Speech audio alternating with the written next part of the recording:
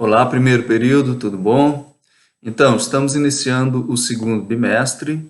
Essa aula eu teria que ter dado a vocês na quinta-feira passada, mas ela passou por algumas reformulações, além de alguns problemas que eu tive aí de tempo, mas agora ela está num formato que eu considero boa para ministrar a vocês, tá? Ela passou por algumas mudanças, né? Eu primeiro ia trabalhar só com aquele texto que nós já adotamos, Geografia, Pequena História Crítica, do Antônio Carlos Robert Moraes, mas resolvi adotar um outro, né, que tem mais detalhes sobre o que nós vamos estudar agora. É do Paul Claval, um geógrafo francês, e também trata dos mesmos temas, né, dessa história da geografia. Também estou com a estratégia de a gente trabalhar com alguns vídeos que vão ajudar vocês a entender o contexto histórico no qual a geografia surge e é institucionalizada, né? A geografia moderna, contemporânea. Então, vou trabalhar com vocês a Revolução Industrial, depois a Revolução Francesa e a unificação da Alemanha, tá? Esse é o contexto no qual a geografia vai surgir, essa geografia tradicional, né, da qual nós somos herdeiros diretos, e de início vai ser uma explicação mais rápida, só orientando vocês, né, sobre o geral do que vocês vão ler e ver nos vídeos. Posteriormente é que nós vamos detalhar cada aspecto do texto, né, nas aulas posteriores. Bom, então vamos começar com o slide em si. Bom, então essa aula, como eu disse, ela é para tratar da Revolução Industrial, da Revolução Francesa, da unificação alemã e da institucionalização da geografia, que vai aí abordar esses teóricos da geografia, né? Geógrafos da geografia clássica, o Humboldt, o Ritter e o Ratzel. Essa aula é apenas inicial, esses aqui são os textos que nós vamos ler, né? Eu vou mandar para vocês e vocês vão ler o texto do Paul Claval, História da Geografia, da página 59 até a 77, certo? E o texto que vocês já têm, do Antônio Carlos Robert Moraes, ele vai ser o capítulo 4 e 5. Estão tratando do mesmo assunto, certo? Os vídeos dos quais eu falei para vocês, tem aqui os endereços e eles vão estar disponíveis na descrição do vídeo, tá? Então, sobre a Revolução Industrial na Inglaterra, há um vídeo um pouco antigo, mas eu achei ele dos mais didáticos. Eu fiz uma pesquisa, os outros não estavam tão bons, tá? Então, é da Enciclopédia Britânica e tem todas as informações básicas que vocês precisam para saber da Revolução Industrial na Inglaterra. Existe uma aula minha que foi para a disciplina de Geografia Urbana e ela trata da Revolução Industrial na Inglaterra. Aí eu quero que vocês vejam ela, não precisa ser toda, até o minuto 42, tá? O endereço também está aí. Há uma série de vídeos, na verdade, ele é como tem uma duração de um filme, né? 1h30, mas ele está dividido em 3 vídeos no YouTube, tá? Da Revolução Francesa. Também tem um outro falando só de Napoleão Bonaparte, né? Que sobe ao poder após a Revolução Francesa, ou é parte da Revolução Francesa, né? Dependendo do historiador. E sobre a unificação alemã, há 3 vídeos, tá? Esse Nerdologia é um canal do YouTube. Eu acho bem legal os vídeos que eles fazem, porque é bem didático, tá? Então, vocês assistam uma vez ou mais. Então, tem da unificação alemã um vídeo desse canal, né, Nerdologia. Tem um outro canal que eu achei bem legal também, esse DGP Mundo, que também vai falar da unificação alemã, mostrando os mapas, tá? Eu achei importante por isso. E há um documentário da TV Escola sobre Bismarck, né, que é o principal ator aí da unificação alemã. Então, não temos aí acesso ao documentário inteiro, eu não achei nem no site da TV Escola, nem no YouTube, mas essa parte aí já ajuda a entender a importância que teve a articulação do Bismarck, né? Mostrando várias informações importantes para vocês, tá?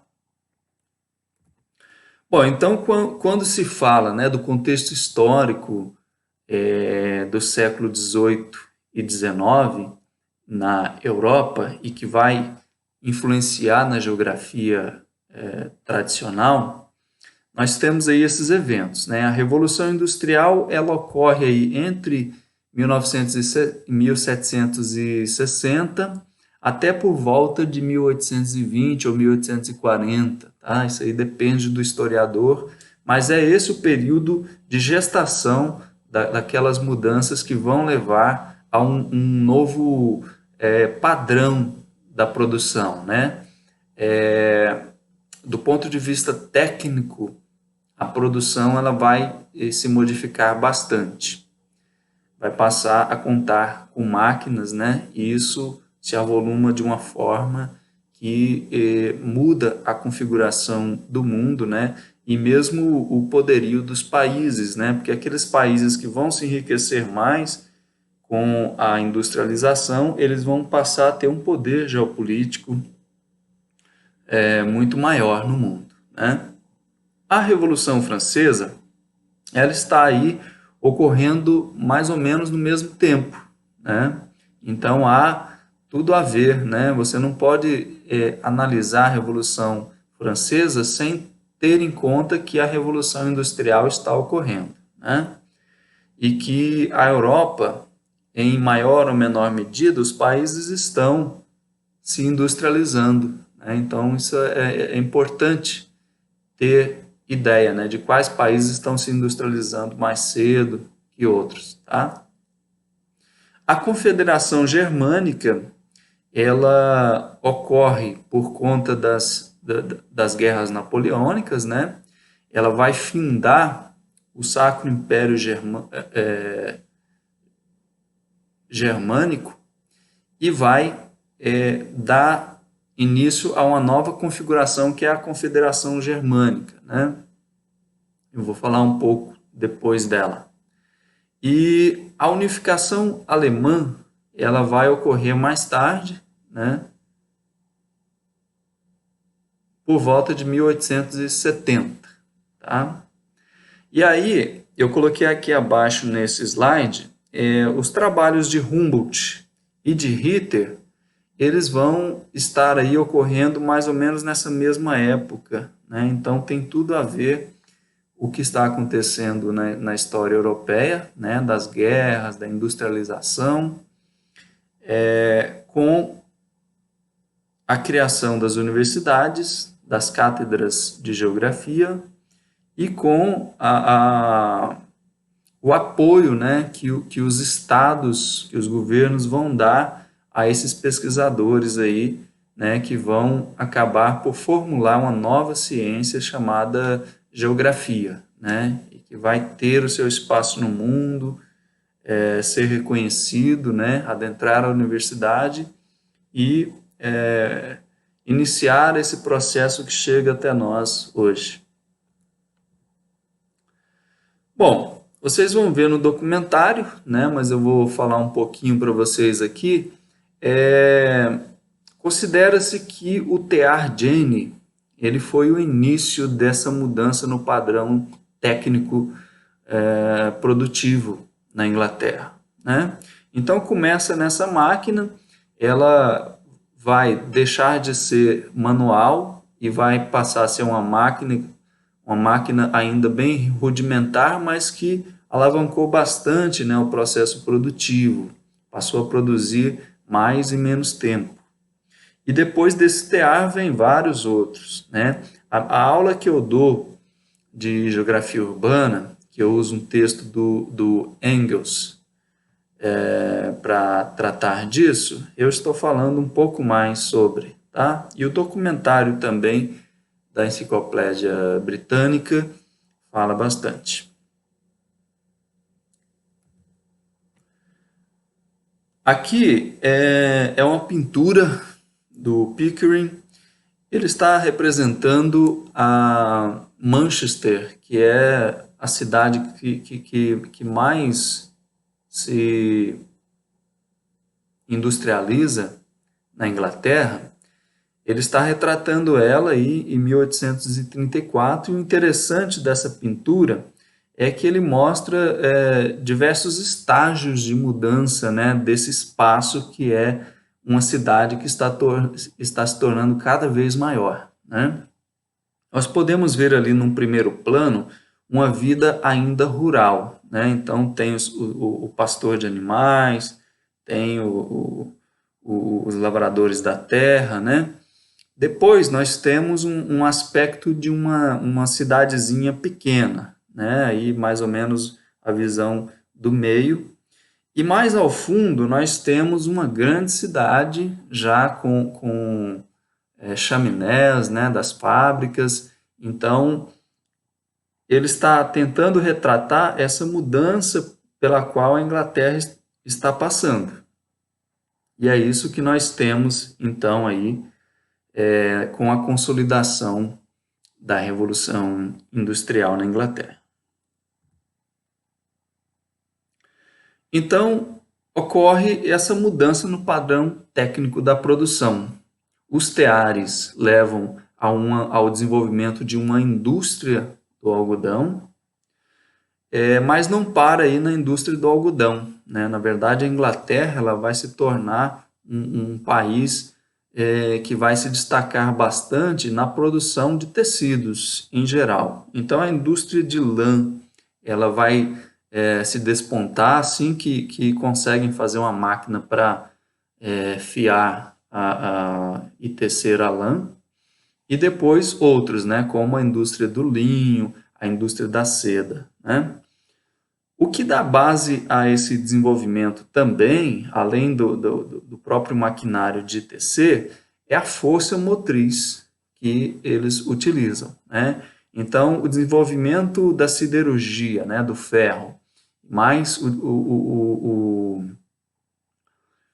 a exploração do carvão, né, o carvão vegetal e depois o carvão mineral, vai então criar uma indústria de máquinas. E aí a Inglaterra ela não vai ser só produtora de tecidos, né, e outras indústrias, mas ela vai desenvolver a indústria pesada, ou seja, ela vai ter indústria que fabrica máquinas. E essas máquinas vão tanto para a Inglaterra mesmo, quanto para outras partes do mundo, tá?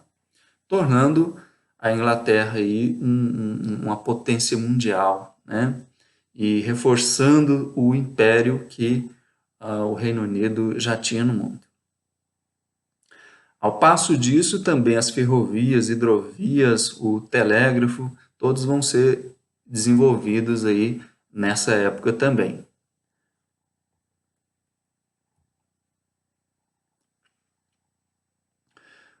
O Reino Unido, então, ele vai ter um poderio crescente, né? A gente pode fazer a comparação aí que nos séculos XV, XVI, XVII, Portugal, Espanha colonizaram o Novo Mundo por meio do poderio militar, naval, né? Navegações, né? Mas agora, no século XIX, nós temos o Reino Unido já impondo o seu poder a partir da própria industrialização, né? Ela vai se enriquecendo cada vez mais e esse poderio dela vai fazendo com que ela tenha margem aí para subjugar outros países, né? Então ela está sempre participando de guerras na Europa, está colonizando países na África, na Ásia, né? E na América, no mundo inteiro. Nós podemos ver aqui o apogeu, né, do Império Britânico, que ocupou grande parte do mundo, né? Então, um império aí que tem início no século XVI, mas que com a Revolução Industrial, né, ele passa a se tornar mais abrangente e mais forte, né?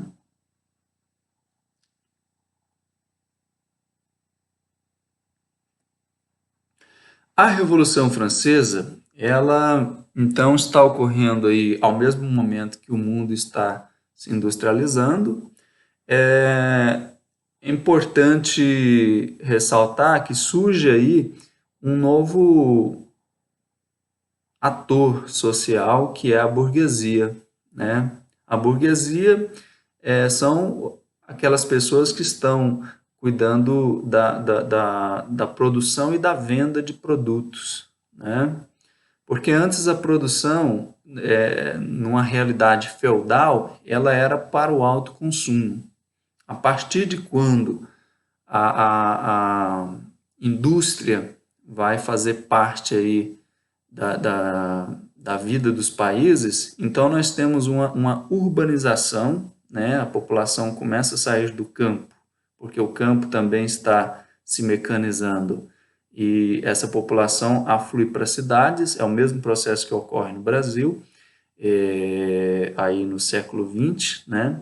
Lá estava ocorrendo nessa época, e aí nós temos, né, desavenças entre os monarcas, né, os monarcas e os nobres, né, que vêm aí dessa configuração da Idade Média. Esse é um novo momento e esse poderio dos burgueses, aliado à grande miséria que estava ocorrendo aí tanto no campo quanto na cidade, fez com que a França fosse o palco, né, de uma guerra muito sangrenta. Vocês vão ver no documentário aí que eu estou indicando, foi uma guerra realmente bem sangrenta, né? Essa é a perspectiva do documentário que eu passei para vocês.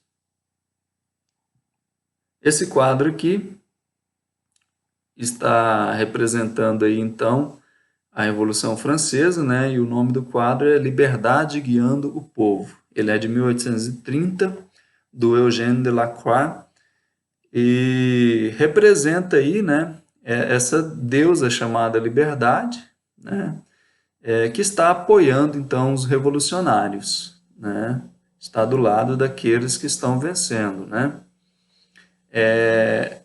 Essa revolução ela tem toda uma complexidade, né? Porque ela tem uma participação da massa de trabalhadores e também da burguesia, mas ela tem um desfecho, né, em que ela passa a ser uma revolução burguesa e não popular, né? Do meio para o fim, ela acaba atendendo mais aos anseios da burguesia do que da massa de trabalhadores. Nós precisamos entender a configuração, então, da França antes dessa revolução, né? Havia algumas restrições mercantilistas para a França, né, que era as taxações, proibições, os monopólios, né, que não estavam, então, agradando a essa classe que surge, né, que são os burgueses. E essa sociedade, ela era estamental, né, ou seja, ela tinha faixas de grupos sociais e estava em extrema desigualdade. O primeiro, segundo e terceiro estado são esses estamentos, né? Então, no primeiro estado, temos aí o clero, né, que, vindo com aquela configuração da Idade Média, era a composição social que tinha o maior poder determinante, né? Junto com ela, o segundo estado, que era a nobreza, né? Então, os reis e os nobres, né? Os duques, os condes, todos aqueles títulos, né? Que a nobreza recebia, eles tinham, então, os privilégios. Então, eles tinham terras, os cargos, né? Todos os privilégios e isenções fiscais também, né? Então, quem é que sustentava tudo isso, né? Aqueles que estão lá na base, né? Que representavam 97% da população e que é o terceiro estado, né? Que é a burguesia, que está aí se fortalecendo, os camponeses e os chamados sans-culottes. Sans-culottes são aqueles que se veem como parte do povo, né? São comerciantes, os artistas, né? Esses tinham, então, a obrigação e pagavam os impostos.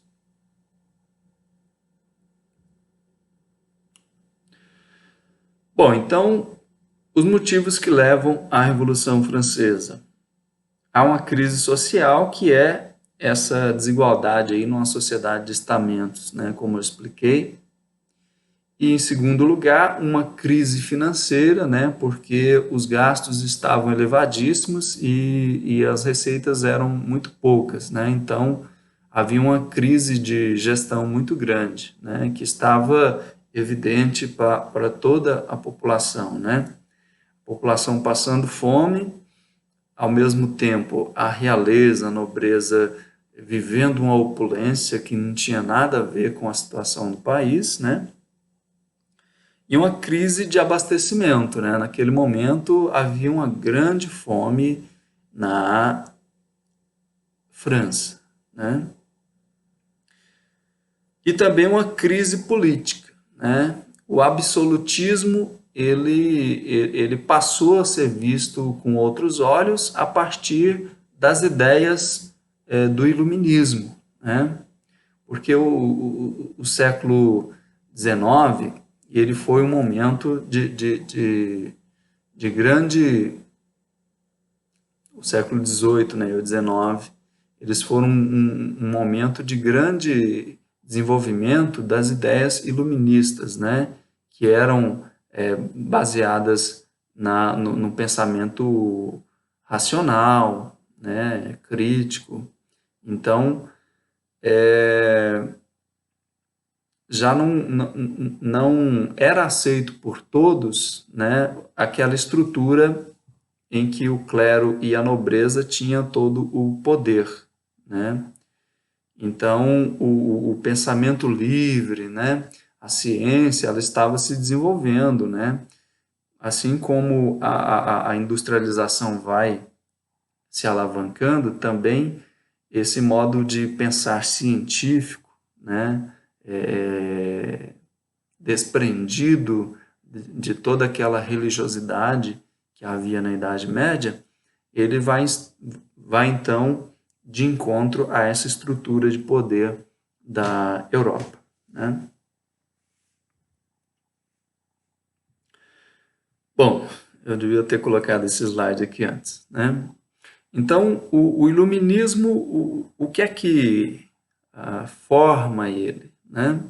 O progresso técnico-científico da própria Revolução Industrial vai contribuir para ele, né? Porque isso traz uma nova racionalidade, na verdade, uma nova forma de ver a realidade. O racionalismo de Descartes e de outros, né? Que vai ser a base de um pensamento voltado para a cientificidade.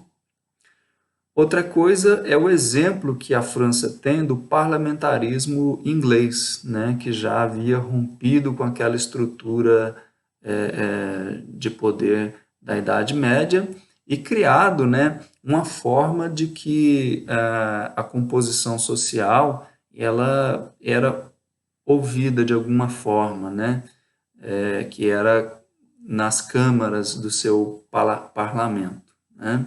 Então, ali havia como a população, os comerciantes, né, os burgueses, né, serem ouvidos dentro da Inglaterra. Então, os franceses olham isso e falam, poxa, aqui nós estamos numa realidade absolutista, então, para nós seria muito melhor algo próximo do parlamentarismo, né? E aí as ideias sobre as mudanças políticas, as possibilidades de articulação política de um país estavam todas aí sendo discutidas, né? O crescimento da burguesia em si, né? E cria uma nova dinâmica social, né? Como eu disse, então isso vai reforçar o iluminismo, né? O iluminismo, então, ele foi chamado de iluminismo porque ele seria essa saída, né, da Idade Média, a Idade das Trevas. Então, vai surgir daí essa crítica ao antigo regime, né? Ou seja, ao absolutismo, que é esse domínio do poder pelos reis e nobres e igreja, né? E também uma sociedade de ordens, né? Da nobreza vai também ser criticado, e também a intolerância religiosa, né? Porque a Igreja Católica ela era dominante, e aí surge também essa demanda, né, de que outras manifestações religiosas fossem respeitadas, que não só o catolicismo, né? E o iluminismo defende o progresso, né? A primazia da razão, de tudo aquilo que é racional, afastando-se aí então da religiosidade, a defesa do liberalismo político, né? O liberalismo político ele seria a defesa de menos taxação e maior liberdade, sobretudo dos comerciantes e daqueles que eram produtores, né? Essa é uma realidade que vai surgir como efeito da própria Revolução Industrial. Também defende a separação entre igreja e Estado, né? Que era ainda visto como uma coisa só, né? O rei era um representante de Deus, então o iluminismo quer separar essas coisas, né? Igreja é uma coisa, o Estado, a economia do país é outra coisa. E também a liberdade de crenças, né? O iluminismo, por ele ter essa base racional, então ele defende que você pode pensar o que quiser e pode crer no que for, né? Então, vai contra aquele sistema de crença, né, que era opressivo na Europa e na França. Então, isso vai levar a essa desagregação do antigo regime e vai ocorrer aí as revoluções liberais, né? Porque é mais de uma revolução, né? Existem as fases e tal, né? Vocês vão ver isso no documentário e em aulas posteriores eu vou falar um pouco mais. Bom, a Confederação Germânica, ela tem essa duração de 1815 a 1866.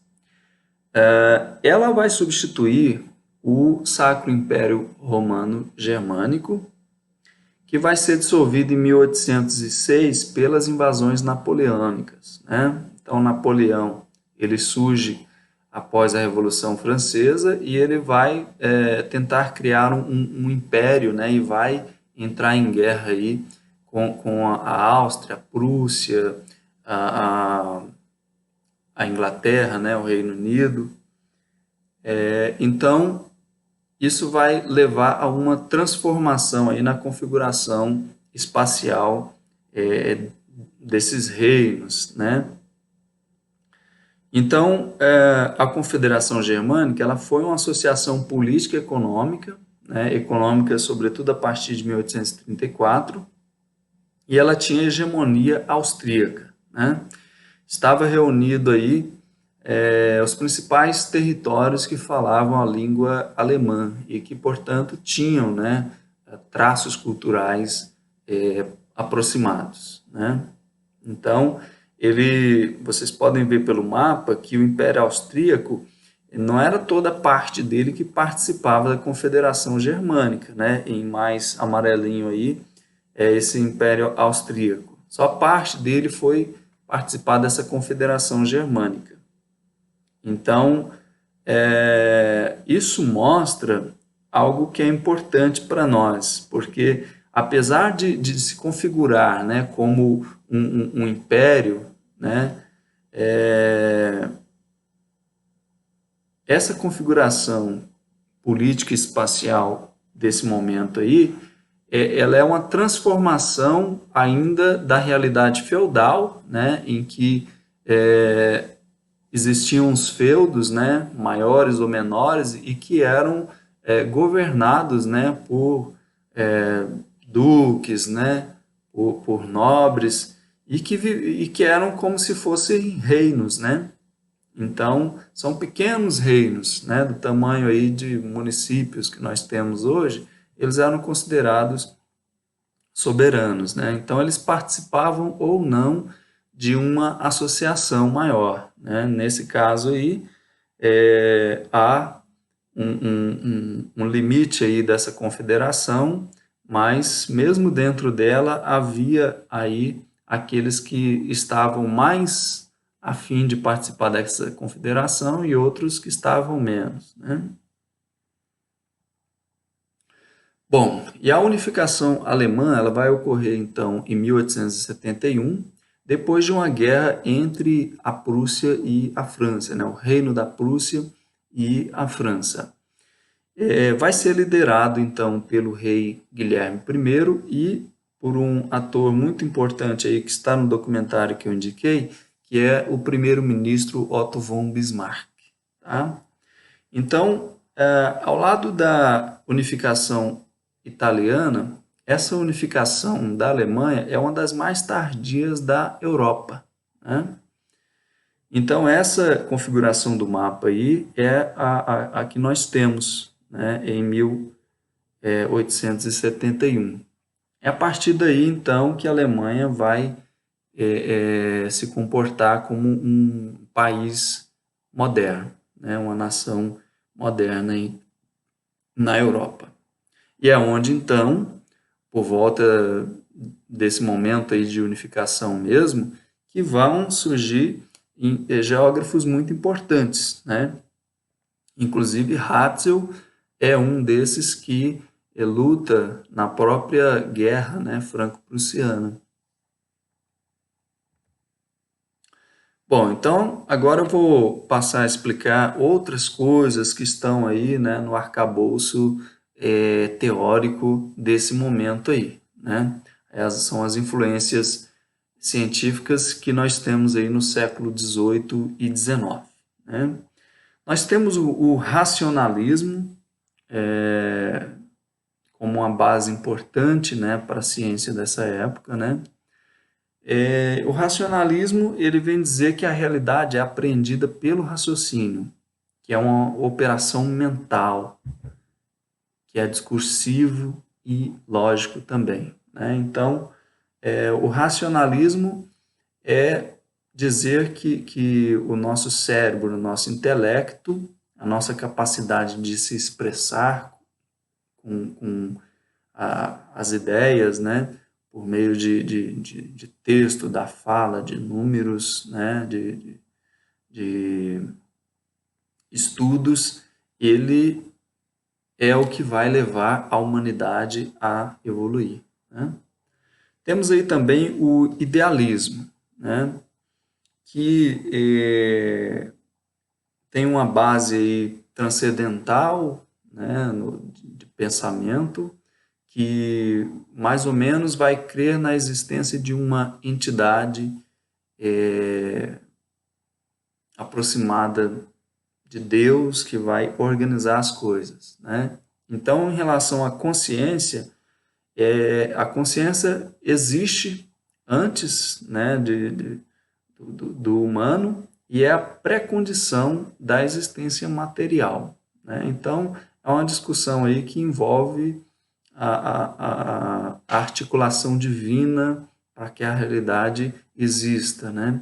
E que também o ser humano ele tem parte, né, desse pensamento divino dentro dele, então por isso que ele consegue conhecer as coisas e intuir sobre elas, tá? Também uma outra corrente aí importante é o romantismo, que vai estar aí, por exemplo, lá em Humboldt, né? Quando ele fala do estudo da paisagem, ele fala de contemplação da paisagem, né? Isso é romantismo. Então, o romantismo ele é um movimento artístico, político e filosófico que surge nas últimas décadas do século XVIII na Europa e vai durar até grande parte do século XIX. Então, vai chegar aí, né, a esse momento que nós estamos estudando do final do século XIX, né? Ao contrário do racionalismo e do iluminismo, buscou um nacionalismo que viria a consolidar os estados nacionais na Europa, né? Então, a consolidação desses estados nacionais, das nações modernas, elas têm uma base muito forte no romantismo, né? Aquela coisa de a criação de um ideal, de um passado, né? Comum dos povos, né? A união que eles têm por meio das línguas e da cultura, né? Vai criar, então, esse nacionalismo. Ideias também como o evolucionismo são bastante caras, né, aos pensadores desse final do século XIX, né? O Lamarck, que aí vive até 1829, ele vai ser bastante importante porque ele vai já estabelecer as bases do pensamento evolucionista, né? Então, vários pensadores vão pensar a partir do evolucionismo lamarckiano.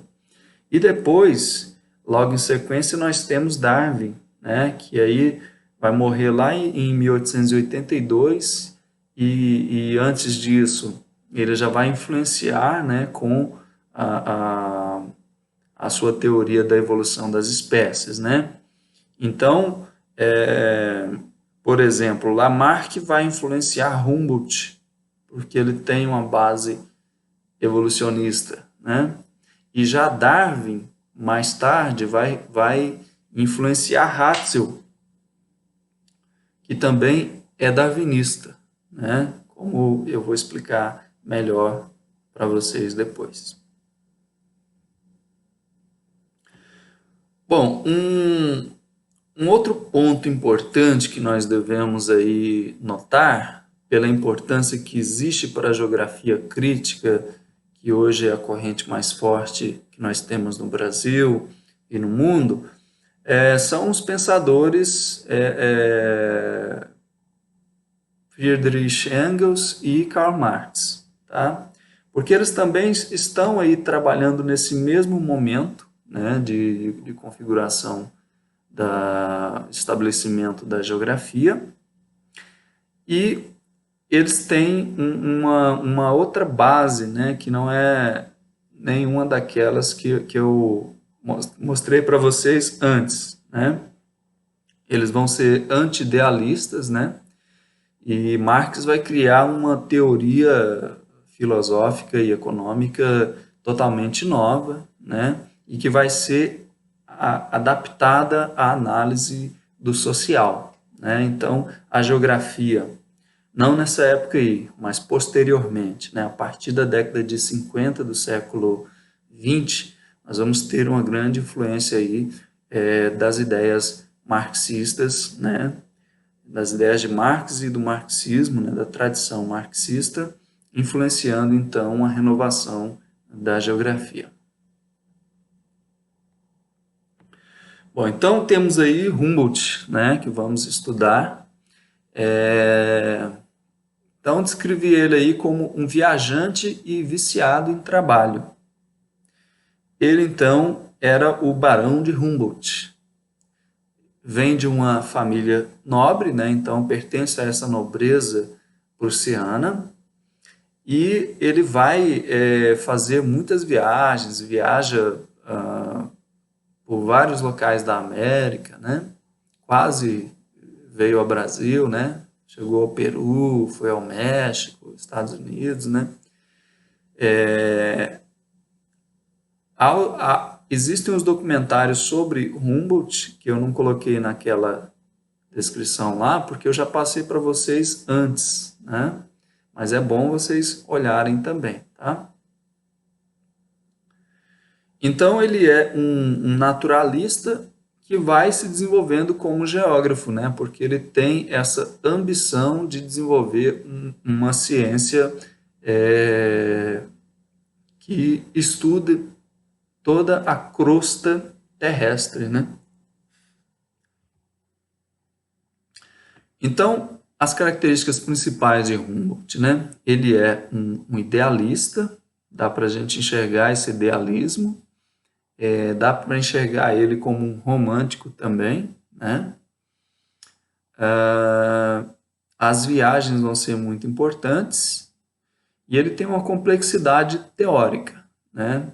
Ele busca uma realidade integral, né? Verificar uma realidade integral e que abarca toda a natureza, né? E que busca enxergar essa harmonia da natureza, né? Lembrando que Humboldt ele é uma base para a geografia física, né?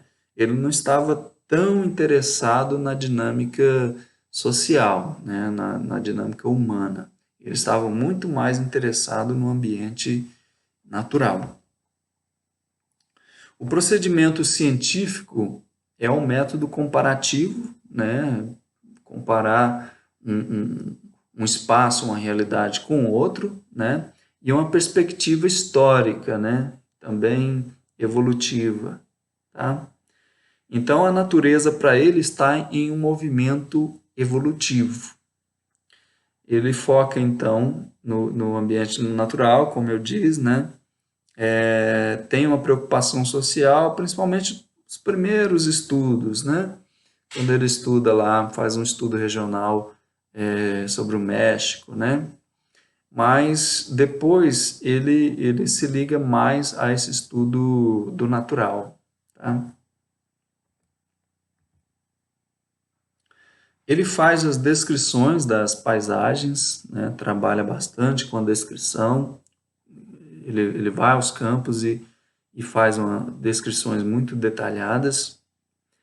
E algo que desponta aí nos seus estudos é a distribuição da vegetação de acordo com a altitude e o solo, né? Foi uma coisa que ele postulou primeiro, né? De acordo com que sobe a altitude, né? Numa região montanhosa, por exemplo, né? Ele percebeu que a vegetação vai modificando, né? Ela modifica conforme o solo e conforme a altitude. As isolinhas também foram algo proposto por ele, né? As isolinhas térmicas de vegetação, então isso aí foi uma base muito importante, né, para a geografia da época e que nós utilizamos até hoje, né? Uma isolinha, iso é igual, né? E uma linha é a linha. Então, uma isolinha, ela delimita uma faixa uma faixa de espaço, né, que tem a mesma natureza, tá? Então, por exemplo, uma região quente no planeta, ela tem aquela delimitação ali por duas linhas ou mais, né? Isolinha para solo, né, para vegetação, da mesma forma. Então, Humboldt, ele contribui aí para várias ciências, né, não só para a geografia em si. Ele vai contribuir para a geologia, para a mineralogia, meteorologia, climatologia, para a geografia botânica, para a oceanografia, para a hidrologia e geomagnetismo, né? Entre outras áreas que é possível enxergar aí a sua influência. Bom, temos então Ritter, né?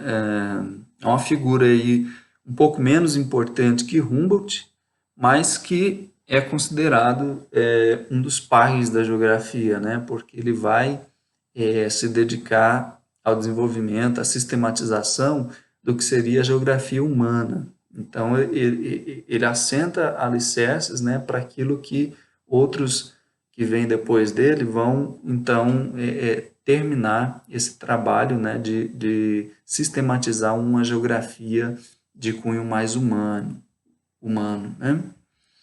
Então, ele também é alemão, né, prussiano, né, na verdade.